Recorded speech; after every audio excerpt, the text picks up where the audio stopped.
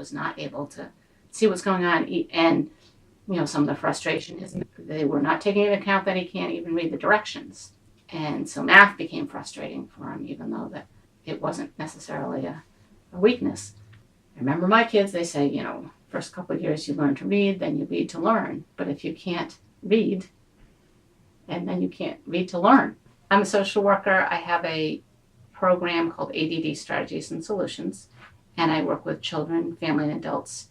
So for my kids who do have learning disabilities, I am blessed to be able to refer them to RITES because I know that they can get the help they need and the high quality, fabulous services that often they're not getting in the school system.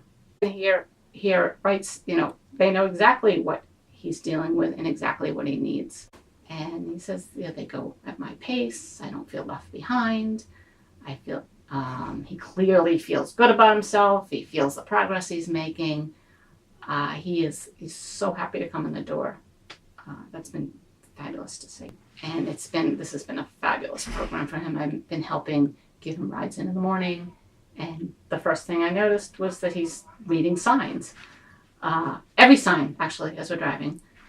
And it was the beginning of the school year where he was not able to do that at all. So that was so exciting to see him do that. And it was sort of exciting to see the world open up for him. That I didn't realize how much reading opens up the world. And I was imagining what it was like for him just the beginning of the school year where he would be driving not knowing what any of the signs said. When my nephew and my niece got involved with RITES, it was like a cloud has been lifted, and they could, especially my niece, because she had a bit bigger understanding of what he was not getting in school. She could see now all possibilities for him. He could learn to read, learning what was going on in the classroom, learning all the different subjects that are impacted by not being able to read.